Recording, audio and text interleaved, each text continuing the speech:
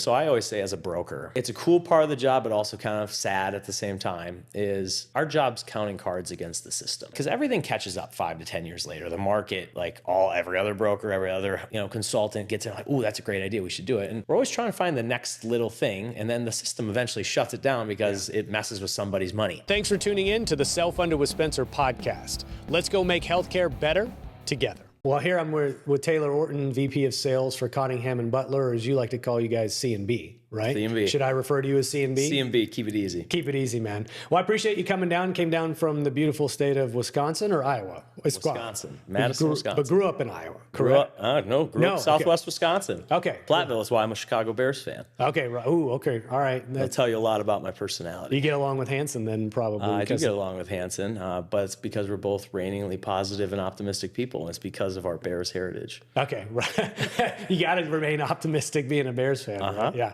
Well, fair enough, man. Well, why don't you real quick, Taylor, before we get into your background and your bio, if you could give us a sense of like, what are the types of things that you want to cover today? That way the audience knows what they're going to get into. Sure. Well, it could go off the tracks really quickly. Yeah. There's a lot of stuff that turns in my head a lot. I think the first is, I would say, thank you for having me. Of course, my pleasure. I'm a big follower, as I told you when we were having breakfast. I'm a big follower of you because I believe that one of the greatest skills people have some people have, not many, is the ability to synthesize and educate. And I actually put you, and I told you this, in every development plan I have for my sales team. Thanks, because man. I think your content's so solid. And so part of it's just to get to meet you, shake your hand, and be part of this amazing room here that we have. I think the other things that I'm passionate about, and when I went through all of your podcast episodes, they kind of follow two big themes. One is I am big into the healthcare cost management procurement world. I started in this business in the private equity side of things, and I learned a lot of lessons about business, and I've done this for 13 years now. I don't have it all figured out, but I have a lot of thoughts, and I've learned a lot of things that I think could apply to a lot of folks. Cool. That watch this. I think secondly is, as I lead a team now, which wasn't always the case, I spent half my career probably just being an individual contributor, and now managing people and 3 kids now. I think you learn some things along the way that I've picked up in pieces and places that hopefully share with people, and they find maybe a nugget or two. If they watch an hour-long podcast, I hope they pick up 3 things that makes, Yeah, that's typically our goal as well. When we think about producing long-form episode, just like I am being a consumer of podcasts, I'm not going to finish every single podcast I start, right? And there are certain elements of each individual episode I might pick up on a Rogan or a Peter Attia or whoever the host may be. But I know that as a podcast host as well, there's going to be a small subset of people that literally listen from start to finish. And there's going to be a lot of people that pop in, get what they need, and leave, and maybe they come back to it later. And so the goal is to give them 2, 3, 4 ideas, hopefully that they leave and take back with that transform them in some sort of way. I guarantee that's going to be the case with your episode. I sure hope so. Yeah, well, just based on the 30 minutes that we spent together so far over coffee, I've already had some ideas planted in my head that I think giving me a little bit of thought. So why don't we start with your bio first, how you found yourself in this crazy world of benefits, give us some of your history of private equity and all that as well. So I don't know how far we'll go back. I grew up in Southwest Wisconsin. Told you Platteville. For those of you that don't know, it's where the Bears practiced till 1997. So I do have a legitimate reason not to be a Packer fan in Wisconsin, although it would be a little bit more exciting probably. I grew up on that farm. I actually had my son when I was 18 years old. Wow. Okay. I didn't even tell you that in the No, you didn't. part. Yeah. It actually changed the trajectory of my whole career. So I was committed to play nose tackle up in northern Michigan. Okay. I don't know why the heck I actually committed to northern Michigan. I thought it'd be cool to be in the UP, I suppose. And when I had my son, then I'm like, well, there changes that. I grew up in Platteville. I'm like, we'll go to Dubuque. That way I don't have to milk the cows, but I'm close enough to home, to be a dad. And well, in Dubuque, I was like, well, what the heck do you do in Dubuque, Iowa? It's 60,000 people, not a lot going on. Well, in 2008, IBM was breaking ground, getting their big tax cut to be in Dubuque, Iowa. And I was like, oh my gosh, I'm going to be a millionaire if I get into computer science and I work at IBM. I did the computer science thing. I did work at IBM. And what I realized really quickly was at 21, because I worked there when I was a senior. Oh, wow. So I worked full-time as a senior. And I realized that working with a bunch of introverted folks that were probably 2.5 times my age at the time wasn't really conducive to my extroverted personality, let's say. And within 9 months, I was like, we got to get out of Dodge. And so kitty corner from that is Cottingham and Butler. I knew nothing about insurance, no idea. I didn't even know what they did, to be honest with you. I was an analyst at IBM, and they were looking for an analyst. When I looked up on Indeed, I'm like, whoa, this is matchmaking. It's right across the street. They offered me $5,000 more, which has a little bit of irony with it now. And it's because I do employee benefits consulting, and I left an 8% 401k for 6. I left free health insurance for what I pay now on a high deductible health plan. I left unlimited sick time for a week. And it's all worked out, obviously, since then. But I totally understand that equation when you're, what, 21? I was 21. Yeah, so you're like, 21. $5,000. I was like, I was a Rockefeller. 2008. You're like, dude, I'm banking now. Yeah, I get it. I was making hay. And so I came over to the C&B world. And the first 3 years, I always say, it was when we were growing and we were getting into the specialized roles. And so I was the first specialist they hired. Okay. I was an analyst. And I told you, I think I just did people's math for 3 years. I really didn't know a whole lot about insurance. I just did math really well, and I was a computer programmer. And then I think a lot of things changed in 2014 when the ACA came around. I was trying to figure out how to make more money, because that's what I cared about at the time. I'm like, well, shoot, I need to get really close to the bottom line. And so how do I do that? Well, I need to build a business. Okay. Well, at the time, 1095Cs were needed. I knew how to program. And so what I did is I'm like, well, we have all the insurance data. If I ask our clients for their W-2 information, I just need a census, I can program to build 1095s, and I did. You said you're doing VBA and Excel, right? VBA and SQL was what it was all running through. And it was basically me from 8 p.m. till 2 in the morning, all of January 2014, where it all started, and it got me on the map with our CEO and got me into private equity consulting for the next 3 years. I learned a ton. It was a Harvard crash course. I met people I didn't deserve to meet at 24 years old. Yeah. And I learned a lot about business. But I mean, you're a little bit, I don't want to say you're self-deprecating, but you're being humble. Clearly you had shown a capability that at least got you in the room, right? I think that's fair to say. It is fair to say. Yeah. I think I did something, but I will tell you this, Spencer. I showed up to, I'll never forget, again, little things you learn. I showed up to my first private equity meeting in New York, and walking in the meeting, I'm chewing gum, and I don't have a notepad. And my boss at the time, SVP of benefits, turns to me. He's like, "Where's your notepad?" And I'm like, "It's all up here." And I'll never forget his reaction. He's like, "Never again." Yeah. And there might have been an explicative in the middle there. Yeah. But I think about that for a lot of people young in our industry, of just little stuff like that, like bring a notepad to everything, ask great questions, like the things you pick up like at that age. And that's why I probably am a little humble of why I didn't deserve to be in the room, is I'm the one guy without the notepad. Yeah. Well, you probably did an okay job, I presume, in that situation without the notepad, though, right? We did okay, but we still brought a notepad to the rest of the sessions. Yeah. So then you found your world you found yourself in the world of private equity, but that was at where? What company were you working at? So I was at Cottingham Butler. You still at Cottingham Butler? Okay. You mentioned McKinsey earlier over coffee. So that's our CEO. Used to work at McKinsey, and so I was tag teaming with him. And we would go out, and what we were doing is we were helping at the portfolio or at the private equity level, not at the portfolio companies. Every portfolio company has a different broker, and a lot of the PE firms don't actually mandate who the broker panel is. They kind of let them do their own thing, but they try to manage some procurement things from on high, if you will. And so they would hire us, and the thing that they would hire us for is really two things. Number one is we'd come in and they'd say, "Hey, we have 200 portfolio companies. Who are the 10 we should focus on?"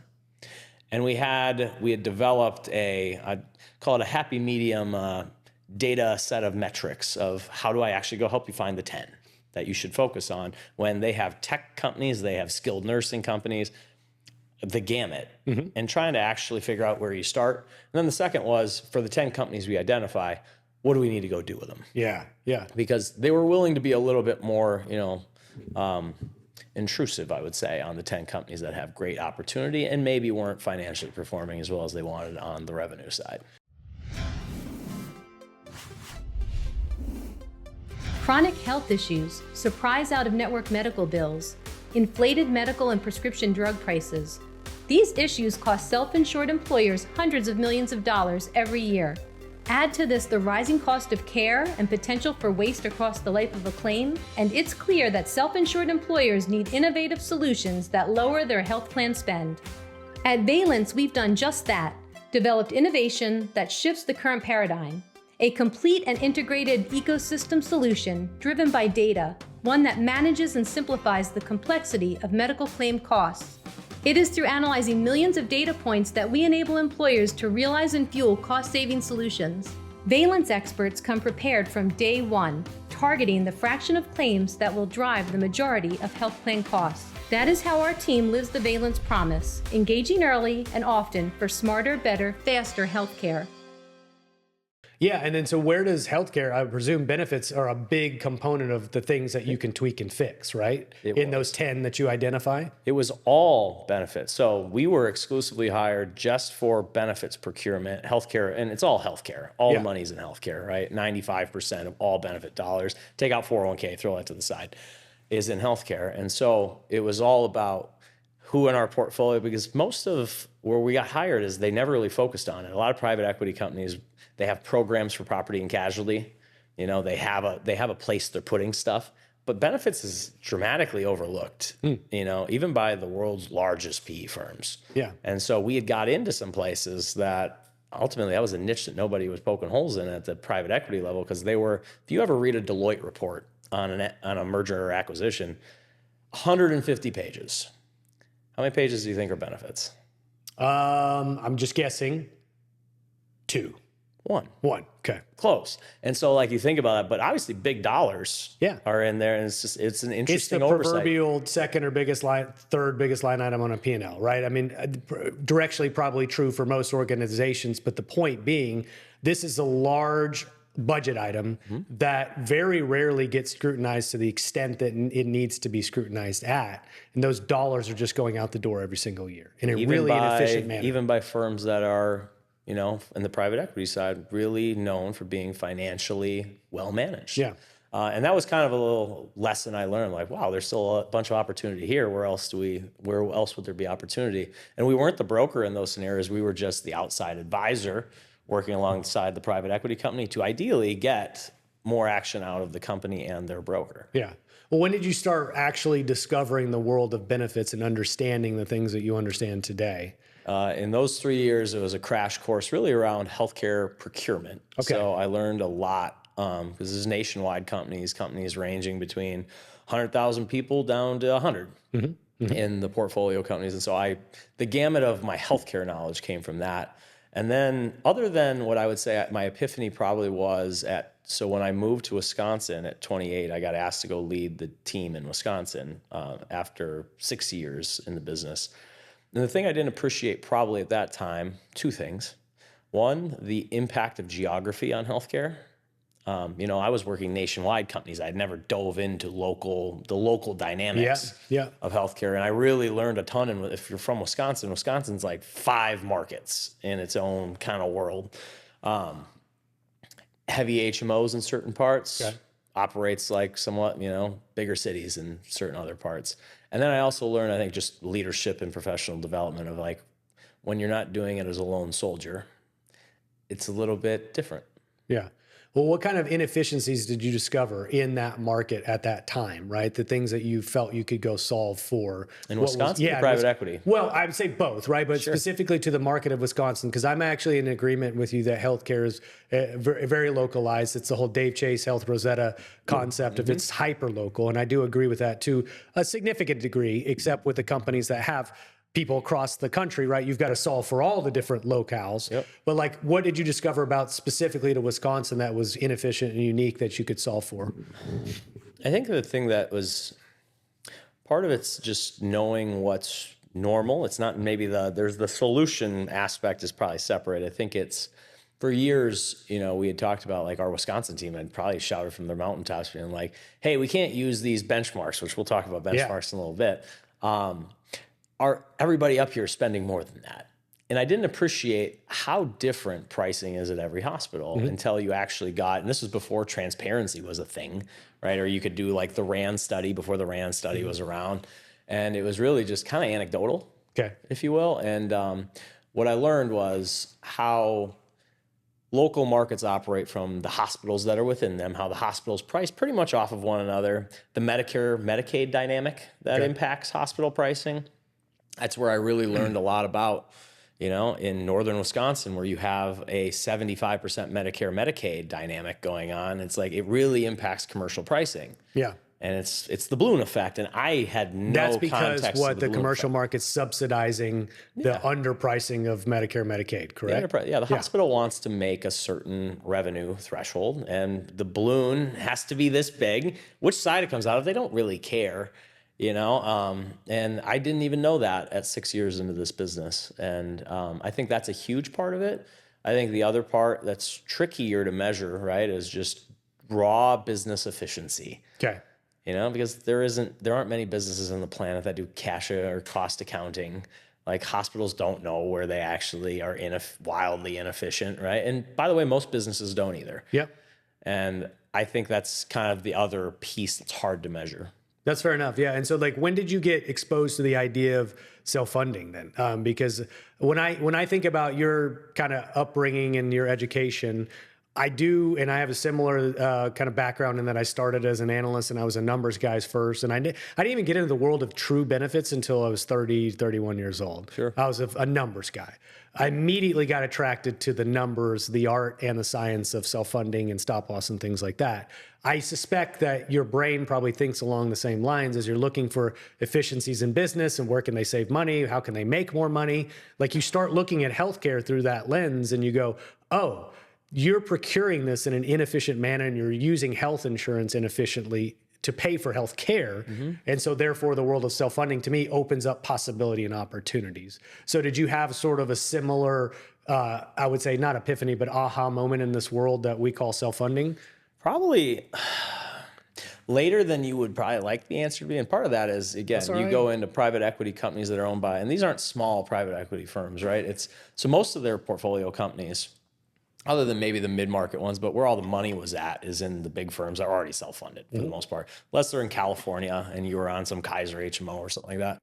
And so honestly, most of what I learned first was nothing to do with the procurement part of like, I think of healthcare kind of as like, there's really three things that drive it, right? There's the thing that is the unit cost. Everybody thinks about the unit cost and how do I shrink the unit cost, right? How do I get MRIs cheaper, all this stuff. But the other two buckets that exist when you're running a private equity company is the number of units. Exactly. The number of people, if you will. Mm-hmm. And then there's the others, how you splitting the bill. Right? Now, those aren't rocket science things, but when you're a PE firm and you're trying to manage, if you think about management policy, so for instance, think of brokerage firms that are owned by PE or they get bought by PE. And they come in and they say, what are you paying your producers? Oh, you're paying them that? That's kind of steep. We're going to ratchet that down to a more market level. It's the same kind of concept when you go into benefits procurement in a private equity firm, as you say, well, the number one opportunity is it's a lot of work to go mess with unit price. It's not a lot of work to go and say, hey, you're covering the 100% of the cost for benefits. Market's 80. And by the way, when you do that, you're going to have a bunch of people actually consider their spouse's plan and maybe public. And when you do that, we can drop cost 30 points. Yeah, yeah. And I think that's the other side. Now, I'm not saying that's the cool advising side, but in the private equity world, it was really about not just the unit price. It was like there's two other aspects of that drive spend. Yeah. Because it's units times unit price divided by how you pay the bill. Having spent years working alongside healthcare leaders, brokers, and employers, I know how overwhelming healthcare can feel for our customers. We've all been there. Those renewal conversations that never seem to get easier. Rising pharmacy costs and medical costs, and no real transparency into where healthcare dollars are going. That's why I'm excited about Nomi Health. They're not just fixing the old system. They've rebuilt self-funded benefits from the ground up. With Nomi's network, you can offer something truly different. No copays, no deductibles, zero out-of-pocket costs when members see a provider. It's the kind of benefit that makes everyone ask, why hasn't healthcare always worked this way? Ready to bring your clients something different? Visit nomihealth.com and see how Nomi is rebuilding healthcare, one employer and one community at a time. Yeah, well, and what the interesting thing about just being relevant to a discussion I had yesterday with one of our founders talking about the broad landscape of healthcare, and we were talking about how the cost of care is going up, what we call medical trend, but does include pharmacy as well. Most predictions are that's 9 to 10% here in 2025, maybe somewhat lower, maybe somewhat higher, but we presume it's going to be somewhere around that range, just all in. But what's forgotten is what you just described is, well, what if today you're not covering GLP-1s for weight loss alone, and then tomorrow you decide to add that into the fold into your plan? Regardless of the unit cost, you just added more units of healthcare consumption automatically. So obviously your cost is going to go up because you're covering more types of units. In this instance, just a new drug category that you didn't cover before. I think of that, Spencer. I also think of take public sector. Yeah. Public sector generally has more rich benefits, right? Less on the comp side. Yep. What's interesting that so when I do some public speaking, I ask people, I put up 2 plan designs and I say, here's a public sector, here's the rest of the world. And I say, how much more do you think the public sector spends? And they say 20% because the plans are true. It's 60% more. Well, why is that? And it's 20% is because you're picking up more of the bill. The other 40 comes from you attract everybody and their entire family to you. Yep. And so again, back to procurement, it's really the units is yes, absolutely things you cover, but it's really about everybody that goes home that has a family makes a decision. Where do I want to go for my insurance? Put aside working spouse provisions for a second, but I'm that's the thing that private equity firms are really, that was stage 1 for me. Yeah. Was go into a business and say, hey, this company, they're both the same size company. They both have the same cost per employee per year, Mercer would put out. Why does this one spend twice as much? Mm-hmm. Well, the only reason for that's possible is you have more people. Yeah. Because you're picking up more of the bill. And that's the split that you're describing, right? The split drives attraction. Okay. And I think that was the first learning, which wasn't the cool part. I learned more about the unit cost management when I moved to Wisconsin, because I knew all the other pieces then of hey, you go in, and that's really the consulting conversation is really about your philosophy as a company then at that point of why are you doing what you're doing. But PE is really about, hey, I'm going to drive it to 50th percentile on the benefits and from a value standpoint, which will limit the number of people that take it. They're going to go pick some other options in their life, and then we can talk about unit cost. Yeah. And for them, it was more of a nationwide unit cost thing. And so pharmacy was the first thing that, that was back in 2014, and it was just on the leading edge of things that were interesting. Mm-hmm. And that was the big area because that was something you could apply nationwide with the BUCA TPA. You carve out the pharmacy. That was kind of the buzz at the time. And then when I moved to Wisconsin, then the unit cost of medical probably came to life a little bit. I was going to ask you, private equity, since you have a background inside of it, not just an outsider's perspective like I have. We were talking about trade-offs over coffee this morning, and I'm a big fan of I think it was Steve Jobs, I can't remember, but there's no solutions, there's only trade-offs. And I think about everything through that lens of if I make decision X, what are the Y's, the trade-offs that I'm going to be making if I decide on this decision, knowing that there's no such thing as a perfect solution. So talking about private equity's influence in the world of healthcare, there's obviously trade-offs that you've probably perceived from your vantage point. So let's talk about some of the good and the bad in that equation that you generally see. Sure. The good I see, and this is my optimistic side of healthcare, I do think there's a bunch of problems. There's a bunch of alignment issues in society. And I think a lot of it ties back to, I told you, it's just the society of capitalism, right? And if you think about private equity for what it really is, it's about driving value. And value in that world is earnings, EBITDA margin, so that you can sell the business and it's worth more than it was before. And the opportunistic side of that is, hey, healthcare is a $4 trillion industry. Mm-hmm. There's a lot of people that think they can go get a piece of that by innovating and solving a problem. Yep. Which is a good thing. I think that's one of the reasons. It drives innovation. There's no doubt about that. Drives innovation. Create the opportunity. 100%. Yeah. And so I do have, I believe in the next 20 years, a lot of things will come to light that will fix pieces of the system because there is such a big dollar amount out there for somebody to want to go grab from even the behemoths that we think have it today. Innovation will trump. Blockbuster was huge 20 years ago, right? It's not that huge now. Yeah. And I think that will happen in healthcare whenever there's a big dollar amount of GDP, and it's only going to go up. The downside, I think, is every business in America is about, for the most part, especially in that world, is about the money. And you're going to have innovations pop up that somebody will see in the private equity space and say, oh, I want to buy that and make the earnings bigger. And sometimes that means that if the rest of the world is charging $100 for something, I could charge 50, but why not charge 90? And it can diminish sometimes. And I think every business faces this. Every innovation that comes up faces it a little bit in our society, is because ultimately every year you're faced with the challenge of, how do I go make our earnings a little bit better? Yeah. And you have to do that. We could still beat the perpetuity. competition if we're close. We don't have to beat them by a mile. And I think that's what happens in local healthcare hospitals.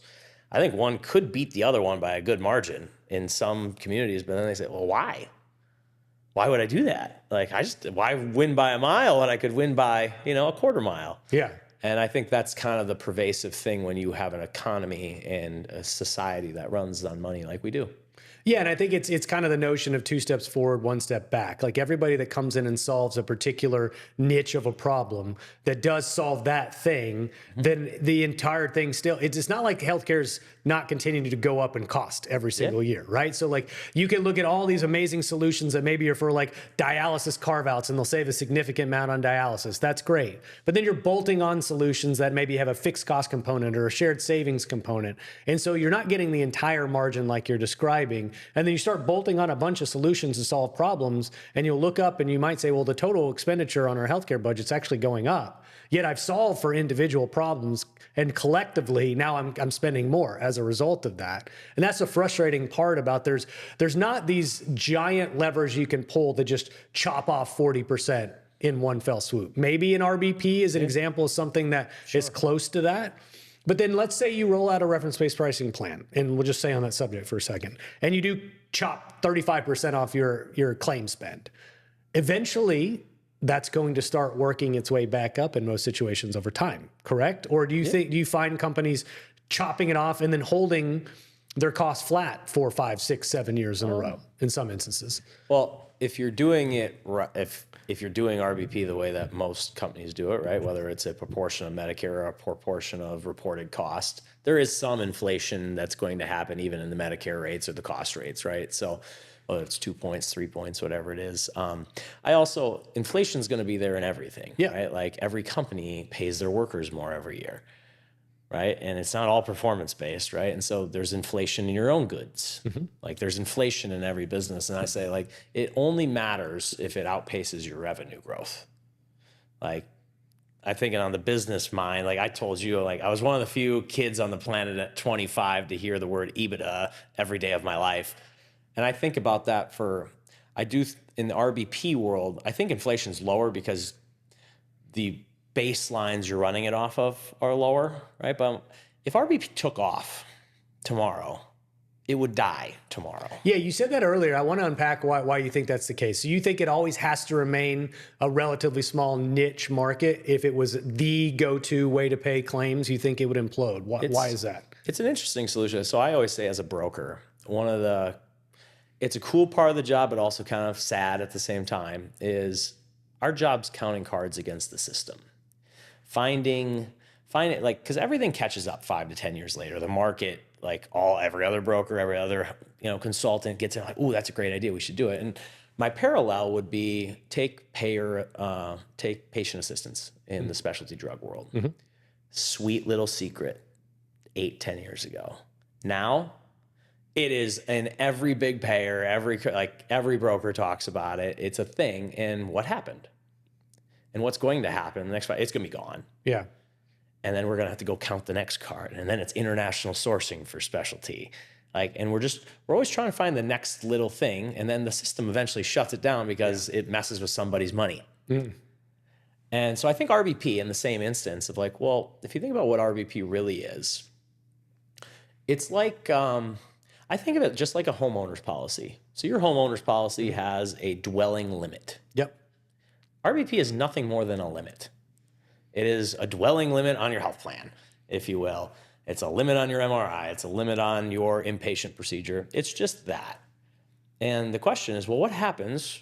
Well, what happens to the extra that's over the top? Let's say my dwelling is $800,000 in my house. And you know what? It takes me $2 million to rebuild it somehow. Tariffs hit it. Yeah. Right? And I end up with, well, who's going to pay the $1.2 million? And what's interesting is if you had a contractor come build my house for $2 million and my insurance company gave them a check for $800, what would happen? They're coming to you for the other 1.2, right? Yeah. And so why doesn't that happen in healthcare?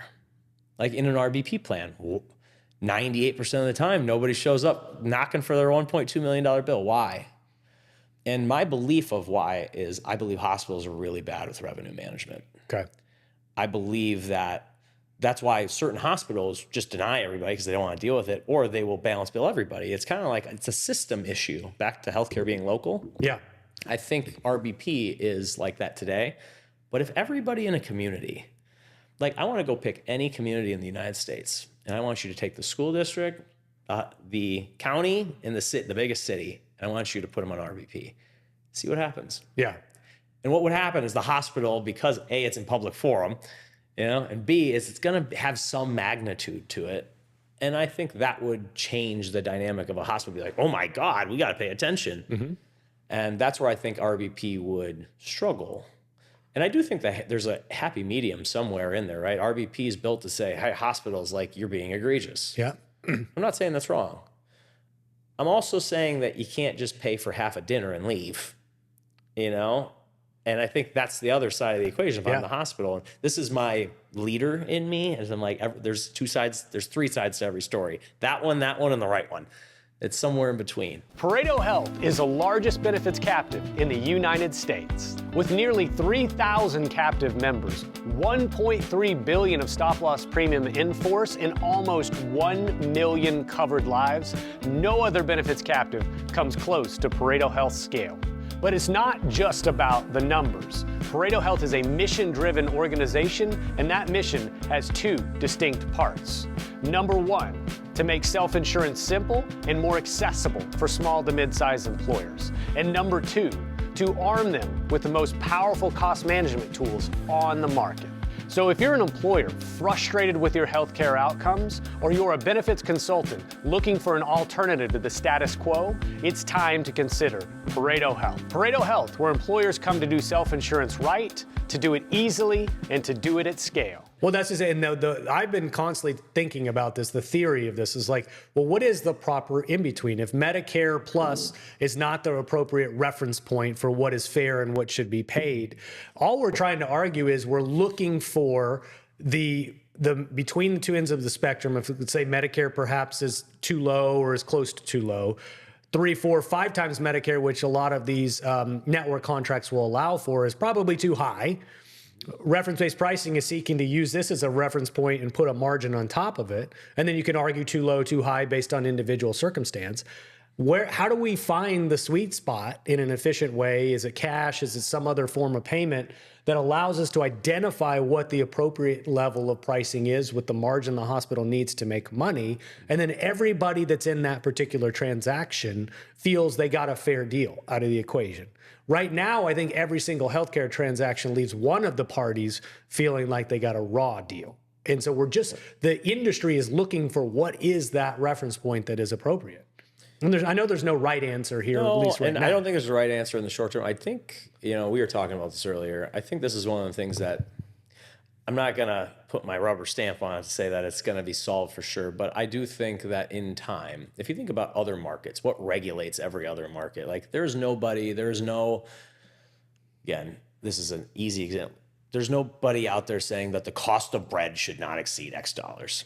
There's nobody out there saying the cost of replacing Taylor's house should be, not exceed $800,000. Yeah. My insurance company makes up the number, right?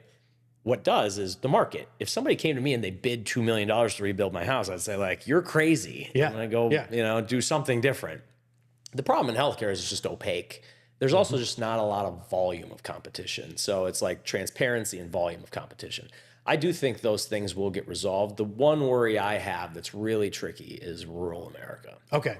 Like, I think in cities it can regulate itself with innovation. Like, I foresee 20 years from now, and it's already happening a little bit in like the DPC place. Mm-hmm. Like, if you think about what it is we've taken DirecTV, which is the hospital, that called you every year, they gave you a deal, and then they show up the next year and it's 3 times the price, right? Yep. And we've unpacked it into now all the apps you can buy on TV. And it's like, it's the surgical center, it's the DPC, it's the imaging center. Like, I think you'll see more of those pop up in the city, like, or places where there's care volume. Okay. You'll see more of that pop up in places. Rural is just tricky.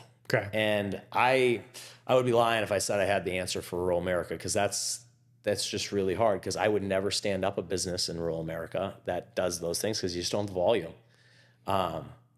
And it's also, the volume has to come from Medicare, Medicaid, which those places aren't going to accept it. I just don't, that's the struggle. And you probably need some kind of government intervention. Yeah. And that's, well, I think we should talk about that. We should talk about how technology plays a role in this as well. But in the description you just used, the analogy you just used with DirecTV and then cutting the cord or unbundling all your services, what are we all experiencing? Love to cut the cord. What are we experiencing now with these unbundling of services? Oh, well, I've got to have Netflix for this. I got to have Amazon for this. I've got to have Apple TV for this. Oh, I need to add Paramount Plus over here so I can get access to these sports. Then I need to go have HBO for these shows. And all of a sudden you find you rebundle or repackage and you're paying as much, if not more, than when you unbundled in the first place. I love this analogy for a couple of reasons. One, I think one of the most interesting things about unbundling is, if you think about the problems, it's actually very similar, right? It's simplicity for the user. I got 10 apps. Which one has what? Like, I don't know how to use them. And then the second thing is, next thing you know, you have your Apple TV from when you watched Ted Lasso and you forgot it 2 years ago. Yeah. That's a real story for me. Yeah. And so, you're paying $15 a month or whatever. And it's like nobody's using it. Yeah. And I think that's the problem with the unbundling. And this goes back to our pendulum discussion. Yeah. The world kind of moves. And now what's happening? You know, we had DirecTV, so we did that unbundled. over coffee. Why don't you describe the pendulum? Because we had that over coffee, but we didn't. That's the first time you mentioned it on the show. When you say healthcare is a pendulum, why don't you describe what you mean by that? Everything in society, I believe, is a pendulum where, you know, society operates a certain way. And then they want to see, you know, I don't like the way things are operating, so I'm going to revert back to a different way. And so, you know, I think of an example like today, 20 years ago. We really were crazy. Like, I remember having I guess it's 30 years ago now, Windows 95. Yeah. And I thought, I hate dial-up. It takes forever. And like, now I have this computer in my pocket and it moves at the speed of light. And now here I am sitting here saying, I just want to move out to a ranch in Montana where I don't have to talk to anybody. And it's like, we always crave the thing that, you know, that you don't have anymore. And like, I think the pendulum swings, in the sense like this, right? We had everything bundled. We think there's a more aspirational world, so we unbundle it all. We find out that it's not super rosy, and we want to go back. Yeah. It's like sometimes when people change jobs, I kind of think of that. You know, the same thing as grass is always greener mentality. You could probably use a bunch of analogies. Yeah, but I think the concept of a pendulum, just as you think about it, right? A pendulum is swinging back and forth between two endpoints. But reality is that if we could find some sort of middle ground to stop at for a moment in time, so we're not swinging all the way in one direction or another, I do think that we can rebundle in an efficient way. You can add technology that creates a seamless integration and a seamless user experience there that creates sort of steerage, or where individuals can be their own healthcare navigators to a degree. I think there's a sweet spot in between that we're always trying to find, whatever that happy middle ground is. And the problem is I don't think we stop often enough to say, I think we might be there for now at this time. And let's not keep tinkering over and over and over and over and over again, because there's a point where you load a health plan up with too many things that no matter what you do, your users just have no idea they even exist or how to use them. And they might be great in theory, but the real world experience is nowhere near what you thought it was going to be. And this is all theory, right? This is like, we have to operate in the real world. There's I wish everything was exactly like this, and it's just not. But in the world that we exist in, where it's $4.5 trillion and it's infinitely complex, and we know it'll never be solved, at the very least, we can start talking about the things today in 2025 that are working for employers. Yeah. And I think I'm optimistic because I do see innovation happening. And like, I do think that the transparency, although it's not where it needs to be, is it better than where it was 5 years ago? Yes. Eons. Yeah. And I also try not to think I think for us, we look at like, wow, 10 years is an eternity. I'm like, it's a blip on the radar. My lifetime will be a blip on the radar. of evolution in innovation. And I'm like, do I think healthcare will be better 50 years from now? I do. Mm-hmm. If you don't think, like, if you say that healthcare is worse than it was 50 years ago, is it more expensive? Sure. Most of us weren't around 50 years to have an opinion, is kind of my take, that are in the consulting game right now. And, you know, I use the analogy a lot, like the Wright brothers, is just over 100 years ago. That if you would have told them what we had going on today, that I started in Madison, got to Dallas here in 2 hours, they would have been like, that's insane. Yeah. There's no way that's going to happen in 100 years. And so I am optimistic when I see movement in the right direction. Sure. Right. And so I don't get lost in like this, the whole world's falling kind of mentality. Yeah. Like, do what we can, count cards against the system we have. We've got to play ball in the system. Like, the system is not going to flip overnight. There's too much money in it. We live in America. America runs on money. Like, there's a lot of stakeholders, but you can do things within it. And I do think things are happening. And I think a lot of people that watch your show are trying to count cards against the system and make incremental moves. Yeah, and then it really begs the question, and I want to get into Cottingham Butler in a second and talk about everything that you guys do, because I think it's worthwhile to dig into that. But then it becomes a question of, well, do we even like the current system? If the reality is whatever the purpose of the system is what it does, the reality is whatever outcomes we're getting in the system, if we keep banging our head against the wall that the system is not giving us the outcomes that we perceive are optimal, then do we have to create or construct a different system that's adjacent to the existing one that's better, right? And a lot of times people will argue against the privatized version of healthcare in the United States versus a single payer version that's really prevalent throughout the rest of the world. And I would say we're only left with binary choice. And right now, most people think this one sucks in America, so therefore we need to have 60% tax rate and we'll just publicize healthcare delivery. Yeah. The reality is there's definitely different options between those two, but those are the only ones that are ever really propagated. And so I'm really invested and interested in, what does an alternative system that is privatized or semi-privatized look like, and what are the things that we should attract or want out of that particular healthcare system? You mentioned DPC earlier. I think that's a great example of an alternative version of primary care that I think on the surface eliminates some of the inefficiencies that come with fee-for-service, just as a basic example. Yeah, I think we talked about this earlier, Spencer, is I think getting people to, and getting businesses, employers are half the U.S. in terms of the number of bodies they cover. And if you think about health insurance, it's really, we talked about two things. Health care for the day-to-day, the oil changes is kind of how I look at it, right? Then you have insurance. And I think we have to uncouple the two from one another. Agreed. And how the world talks about the two. Because I do think that there's a world where the ultimate world is like, hey, you have insurance companies do insurance, and then the rest is just healthcare. Yeah. And the two probably need to be split apart. Like, should United own doctors? Probably not. Probably not. Like, again, this is the capitalistic society, vertical integration. Like, I think the government probably let some things happen that probably shouldn't have. But we have to split the two. And the right answer is you need to have insurance, because insurance is needed. It's the most important thing, property, casualty, healthcare. And I'm talking the $100,000, $200,000 claims plus. And I think that, I told you, today it's 5% drives 50%. I think in 10 to 15 years, it's going to be 2 to 3% drives 50%. Yeah. And it'll be 1%, And eventually you're going to have a bigger insurance problem than you're going to have a healthcare problem. Fair. But the healthcare, like the DPC, the standalone imaging, like as I talked about, like people standing up competition, they're going to compete for the healthcare on that kind of stuff. The insurance is still going to be a thing in some markets, but I'm like, you're going to uncouple and have, I think that's going to be the innovation. Self-funding at its core is what that is splitting the two. The problem is half the administrators, probably way more than half of the administrators, are still both. Fair. And that's kind of my view. And so I don't know if this massive overhaul needs to happen. It's more about how people talk about the two, think about the two, and take action on the two. And again, I think that's my job as a consultant, is to help employers think about the two differently.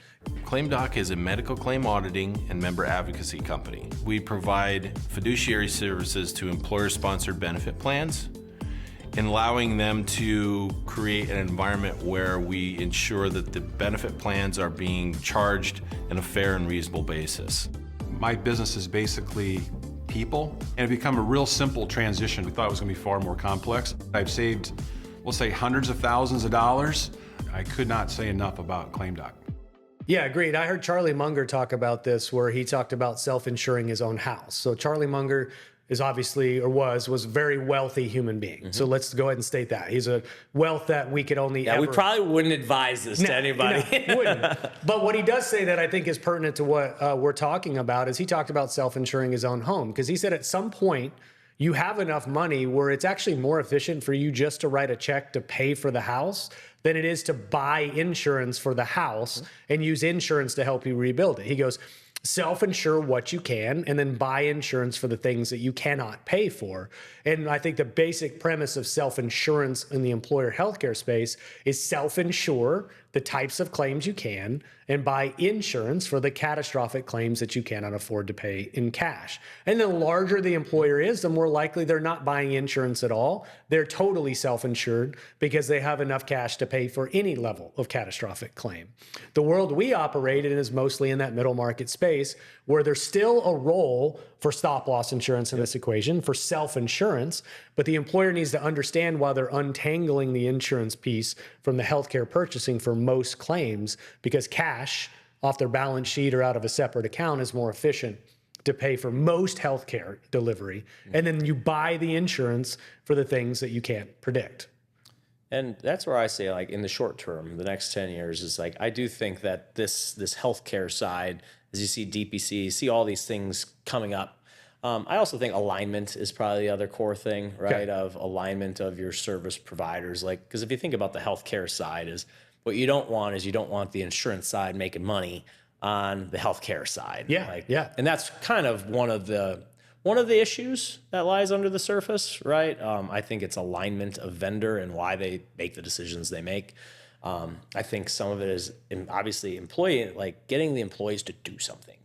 How do you create the Amazon effect for the employee? And I think that's going to be the hardest thing, because I think the biggest way to do it is to inflict pain if they don't take action. And I think it's the line that employers have to figure out. Yeah, is, behavioral theory would say that people are 2 to 3 times inclined when there's pain to do something versus incentive. Really?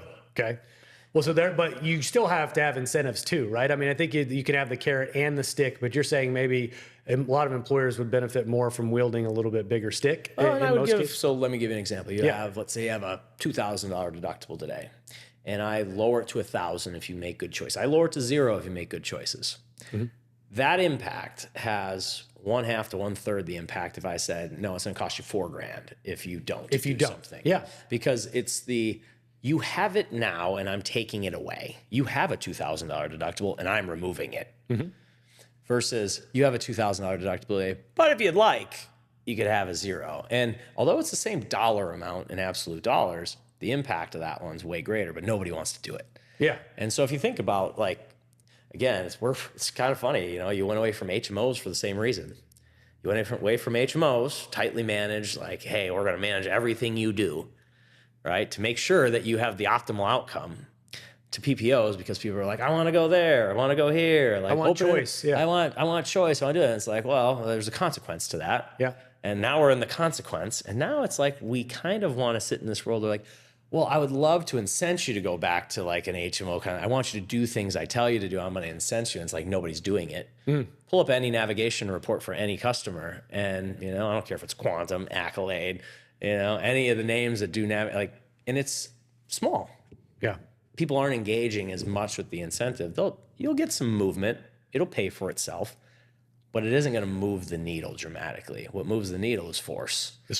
Like sticks, whatever you want to use. Yeah. And I tell everybody I consult with, you have carrots, you have sticks, and you have to pick which. I'm like, but just know that the outcomes are going to vary based on which one you pick. I heard somebody describe, I think it was Gentry Lynn, who's a healthcare blue book. She described it as a carrot flavored stick. Every once in a while, you need a carrot flavored stick that you wield. But whatever, it's obviously we're using funny analogies, being sort of tongue in cheek. But the reality is I understand, at least your basic thesis is that if this is going to cost me a lot more money if I don't do X, there's a higher likelihood that I will do X because I don't have the means to spend a couple extra $1,000s as an average American in the United States after I'm paying my premiums, after I'm paying my other cost shares. If this is going to cost me $2,000 and I'd only have $500 saved or whatever the average American has saved, the reality is I cannot afford not to do that thing that I'm possibly being financially penalized not to do. And that's a fair equation in my mind. What I think a lot of employers are scared to do is actually paint the real picture of how much they're paying for health insurance, aka health care, for most employees on their behalf. They don't know. And they don't know, individual employees don't know that their inefficient or bad choices are leading to an overall cost increase for the healthcare or the health plan every single year. And so I think sometimes it might be useful to literally just show them the reality is like, if enough of you make this particular decision, in aggregate it'll cost X, which means we'll now have to raise your premium contributions Y next year as a result. Being able to connect those two endpoints is important, but most employees are in the dark about the role they play. You have more faith in humanity than I might. Maybe. And that's, well, and I think about realistically, like I went yesterday morning, I ran out of my tooth flossers, right? And I go on Amazon. Yeah. I get everything on Amazon because we are a convenience society today. And I think that convenience element, it's also, I think, we were talking about how to educate people. We obviously do this long podcast today. You're talking about short micro videos. Attention span and convenience, I think, is where the world's at. Mm-hmm. And you're going to say, hey, if you guys make good choices throughout the year, collectively, not even just one of you, that's going to have an outcome at the end. And it's tricky. I also say, in the moment, people think of convenience and time more than they think of money. It's also fair. Unless it's the takeaway aspect. And because people, it's kind of like I always tell everybody I can ever meet, like hide as much money from yourself as humanly possible. Right? Because you'll actually once you go through 2 paychecks, you won't know the difference. Yeah. You'll be accustomed to it. Well, if I take something away, now you'll feel it. But you won't feel it, if you're comfortable with where you're at, until I inflict some pain. It's kind of how I view that in order to get movement. And so convenience, speed, and it's got to be immediate gratification. And that's where I do think there are some carrots, if timed well, right, can get people there, but it's not going to be as effective as the other. And I think that's the tricky thing for employers that have to make the weighted decision, which the weighted decision is, well, what happens if I penalize them? Do they leave? Yeah. Do I lose morale? Like, what is it? And this kind of goes back to the other thing we were talking about earlier of benchmarking in a way. Like, I don't believe employers have good data to go make that calculated decision. So you're scared of that decision. Yeah. If you can't make sure that that it's the right one. And the benchmarks are just an average across the entire industry or an entire vertical.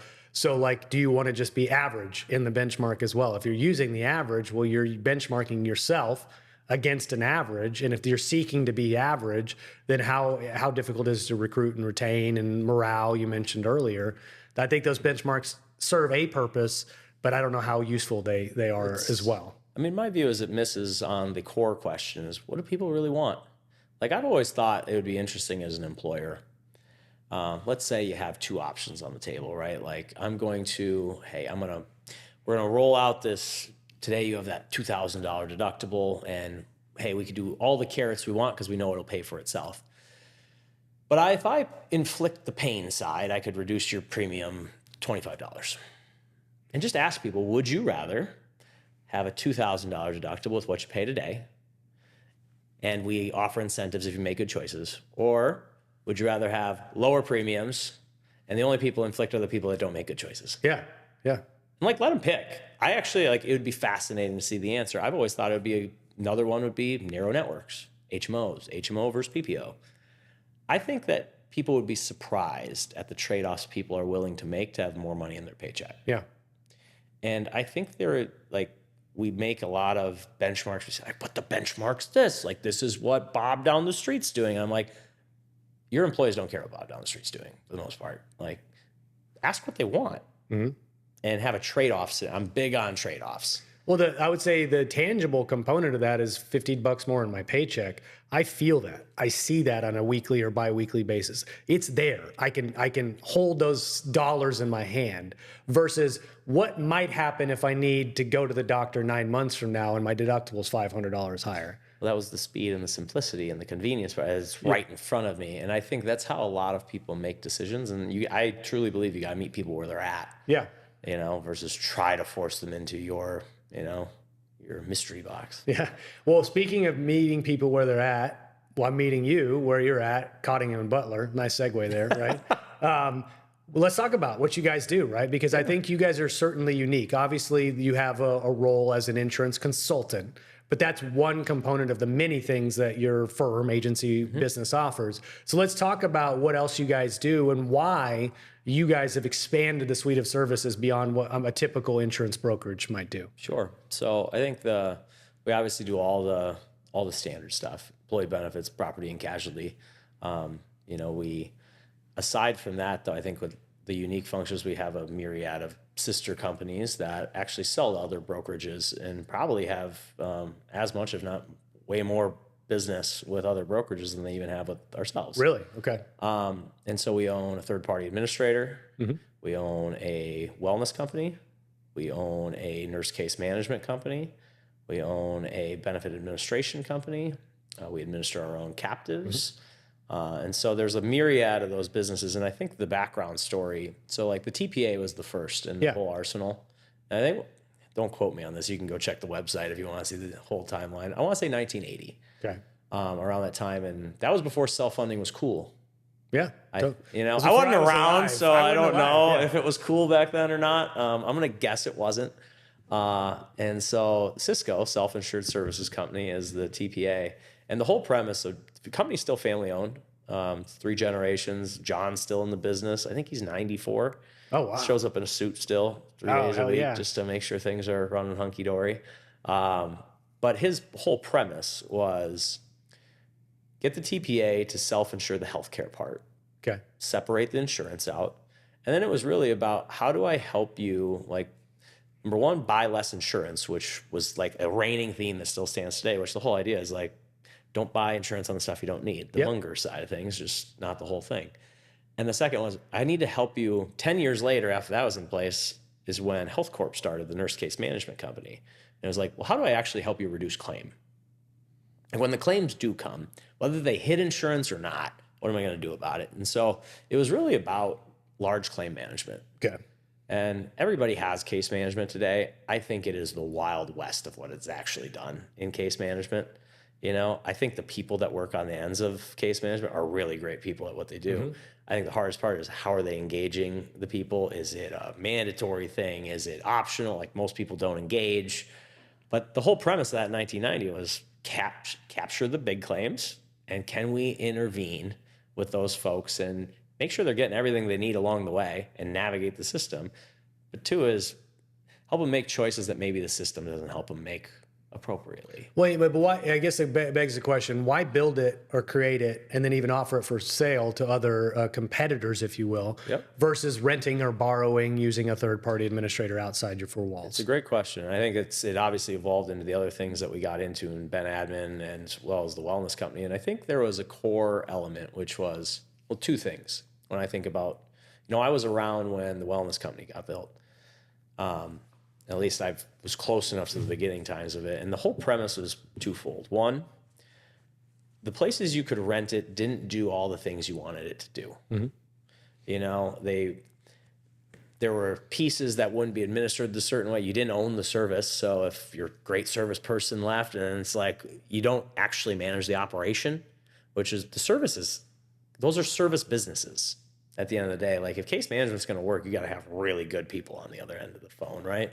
I think the other part was understanding how it works in the data. So like I actually tell people with the wellness company, I have a lot more knowledge on that side. The data behind what works and what doesn't work. Okay. And when you own it and you built it, I actually know how claims are processed on the TPA side. I know if I do rent someone else, because we work with other TPAs, but I actually have a whole team of 400 people that I can go call, and they actually know how claims are paid. Yeah. And how rental networks work and how the processing works there and how case management should be done and why an air ambulance from a tier 2 hospital to a tier 2 hospital would be denied by a TPA. Like this, you learn so much more. And when you think about why you hire a company to outsource as an administrator, as a wellness company, as a consultant, it really comes down to intellectual capital. Okay. You are just hiring people and knowledge for the most part. Yeah. Right? Some of it's tech, sure. But we are exponentially smarter because we own those businesses and we built them and we stubbed our toe 1,000 times on the way up. Sure. You know, but we know, like, when it comes to wellness, I'll tell you what works. I have 20 years and we're the guinea pig on all of it. Yeah. You know, like we still run our own wellness program. I talked to you about the trade-off survey thing that we built. We ran it on ourselves first and we'll stub our toes on ourselves. And I think the whole idea is, can I become smarter as a business? And can I also build a better thing than the rest of the world? Because I see what the rest of the world's doing because I rent it. Mm-hmm. But can I also build and fix the little pieces that I wish I could and it sounds because you guys have overlapping knowledge as a result of that. Because if you were, let's say somebody in the private equity world wants to go stand up a TPA and they solely focus on the TPA services, but they don't have the overlapping knowledge coming from the enrollment side of the things, coming from the insurance side of the things, and they're learning in a particular vacuum or silo and trying to create the best mousetrap in that particular lane, you guys have all this like multifaceted knowledge that comes from doing a lot of the moving parts. And so the overlap of that knowledge for one business feeding into another business unit, that's difficult to buy, right? You kind of have to build it yourself.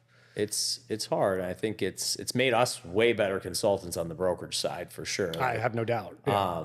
I think on the wholesale side of the business though, I also like, and they don't use it as much on the sales side as I wish they did, right? As I think it's scary if you were another brokerage house saying like, well, you're owned by a broker. I'm like, there's an interesting component being like built by a broker. Mm-hmm.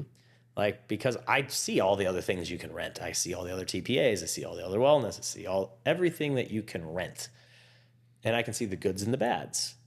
And it's like, and I can advise as you're building, like, well, how would we build a care navigation arm of the company?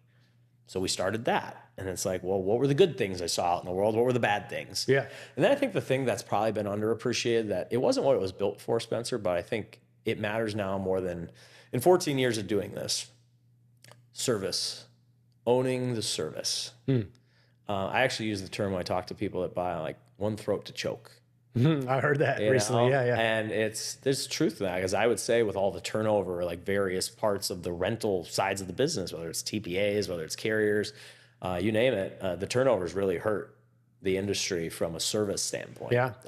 And so when you own it, there's just some other element there that I think. Well, I would say there could be business risk in that. So let's say you are the consultant and you bring the TPA services and the wellness program. And let's say for whatever reason, the wellness program underperforms or something happens that the employer is upset. Well, now they're upset at you, Cottingham and Butler, perhaps as a whole as well, right? So there's both sides of the equation. You've got a nice competitive moat that you can offer all the things, but in some instances, there's probably risk if one thing doesn't work well, the whole system gets blamed on you guys. Yeah, but no, there's definitely maybe fewer if you ask instances of producers, that. they would definitely tell you that there's an element of that. But I want to understand a dynamic, Taylor, because I had this conversation with my previous company, PlanSite, of being an independent firm building a software company that perhaps any agency could use versus, let's say, a brokerage firm wants to stand up an RFP tool. Yep. Well, then do you find there's a limited number of outside agencies that are willing to do business with you because you own the thing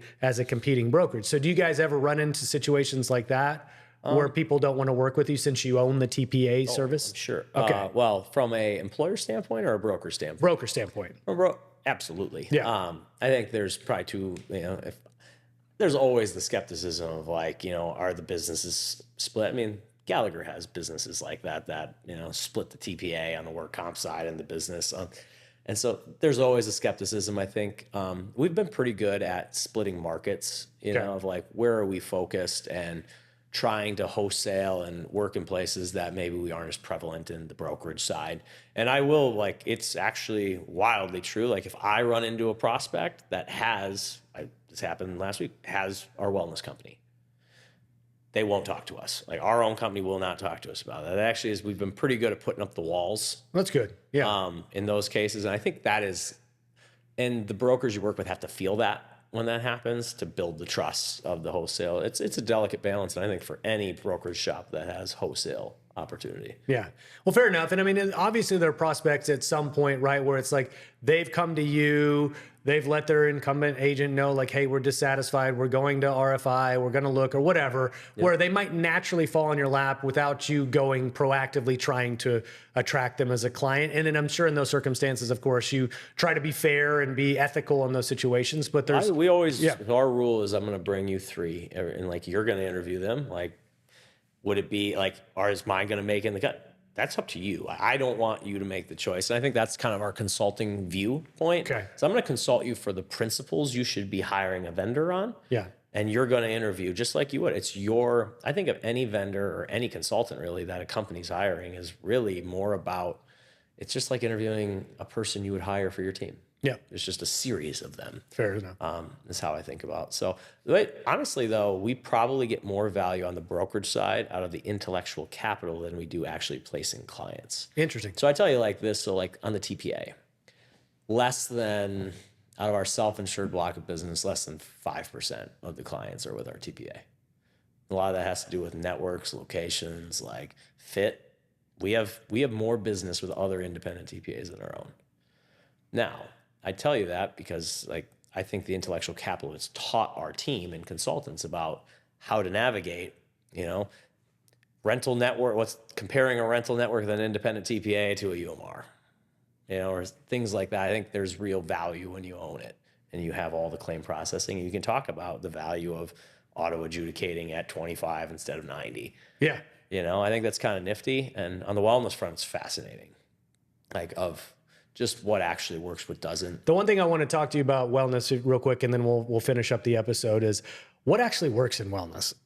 Yeah, because if you guys have had the inside knowledge and you see what works, you've stubbed your toe.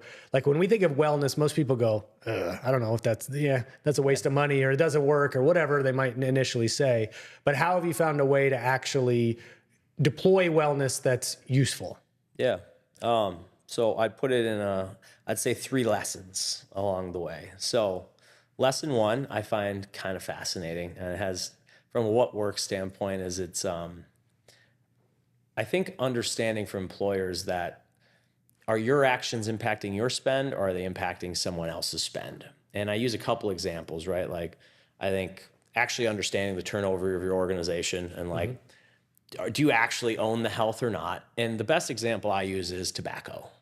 So how many companies do you go into that have a tobacco surcharge? Big one. Yeah. And I normally ask those groups, or they have a nicotine penalty or whatever, and I say, why are you doing it? And they're like, well, we want to save money on our health plan. And I say, what if I told you your tobacco users cost 5% less than your non-tobacco users in working years? It's fascinating and true. And my point is then, like, it's cool if you're doing tobacco because you believe that's good for, but the reality is the cost doesn't hit until people go on Medicare. Okay. And so again, do you own the risk or do you not? It's like the tobacco actually has no influence on an employer spend. Interesting. Truthfully, Tobacco users actually spend less than the non-tobacco users. And that's 20 years of data.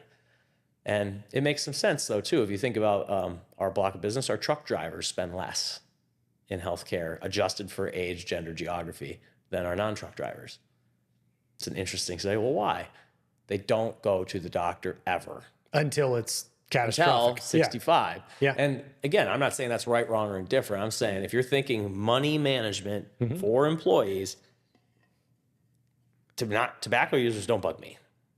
Now, should they bug Medicare? Should it bug their life expectancy, their families, a whole slew of other stuff? I'm not saying go smoke it up and you'll spend less on healthcare. That's what I heard. It's, oh, well, man. So I think that I use that as number one as kind of like a story to say, like, do you understand why you're doing what you're doing, and does the data verify it? And the tobacco one's just one of the most interesting data elements that we have, like, to kind of justify that. I would say number 2 of what works. I'm going to put it into 2 buckets. And I don't love this as an answer because I think the long term is ultimately we are overweight as a society. And we have a lot of comorbidities that come with it. And ultimately we should try to reverse those. how do we get rid of them? How do we eat healthier? Like, I know you're big on the, I teased you on the carnivore thing when we got in. Yeah, you forced me to eat carnivore again for lunch did, because yeah. I was like had to fulfill what you I had a bowl of perceived in me. granola Yeah. and Greek yogurt. It's probably why you look like you do and I look like I do. That's ultimately where I think we need to get to. And we have some data on that, but we're a little ways away. For now, it's the world of, can you identify all the people that have a chronic condition and can you get them to at least do the care guidelines they're supposed to do? Okay. Diabetes, high blood pressure, high cholesterol, like those are the big three. And what we're big into is you have to have the biometric to find them, because half of them, 55% of the people identified with those three conditions don't have a medical claim with it. Okay. It's kind of a fascinating thing. So half your people, the time bombs out there, if you will, on the insurance side, are not having a claim. And so how do you find them? And then two is, this is the penalty incentive thing, but most of the groups that have the best outcomes are the ones that do sticks only, on the premium side. And it's all about, if you are not taking care of your care guys. So imagine the old outcomes-based wellness programs, right? They would try to have you improve points. Like, this is that, but it's really just, if you don't have a condition, you pass. If you have a condition, you have to follow the care guidelines. If you're diabetic, you have 7 things you're supposed to do. If you didn't do the 7, you pay more. And what ends up happening is you go from average diabetic compliance on any group, doesn't matter, blue collar, white collar, it'll be less than 5% doing the 7 things. Okay. On a voluntary program. It will go to 70 to 80, depending on industry, 70 in trucking, and doing the 7 things you're supposed to do, and the claims will drop $2,500 a year. That's But you have to enforce it.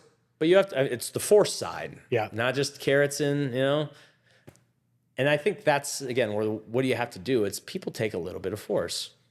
On the third bucket of, if I really do equate, I think weight loss is an interesting realm.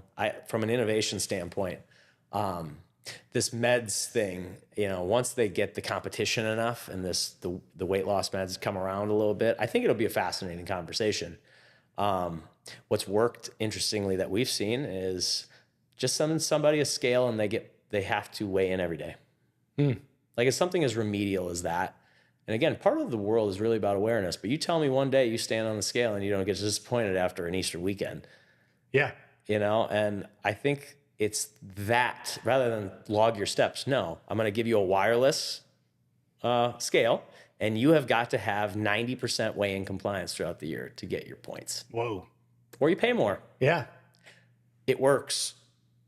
Yeah. Well, and it works, and people might not always agree with the level of oversight required for that. But if it works, then at least if you're looking just binary, is it working or not? And if it's working, then it's hard to argue against it. Now, some individuals may hem and haw, they may not agree, but the idea is if they don't agree and don't do it, they're not forced to do it. They simply would have to pay a little bit more, right? What happens, Spencer, and this goes back to my PE procurement days, the people that really hate it, what do? They leave, right?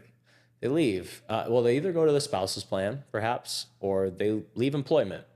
And here's the question I always challenge people with, as I say, again, PE brain on, as I say, they leave your plan. You had a floor worker making $20 an hour. Make their $30 an hour. What do you think the diabetic that was unwilling to stand on your scale or do the things they're supposed to do each year is actually costing you? And are you okay? Would you hire that floor worker not at $20 an hour? Would you hire them at 40? And you'd say, no, not a chance. I'd be like, that's what you're doing. Yeah.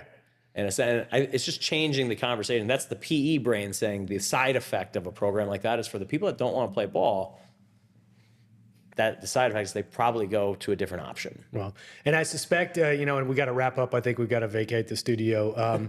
I suspect that we're probably going to name this episode The Trade-Offs in Healthcare or something like that, because everything we've discussed is actually a fair and balanced, I think, vantage point of what are the trade-offs of all these decisions that we often talk about. I talk about on the show, I'm sure you talk about with clients, is I can't ever put forth a perfect solution. No matter what I try to do, it won't be perfect.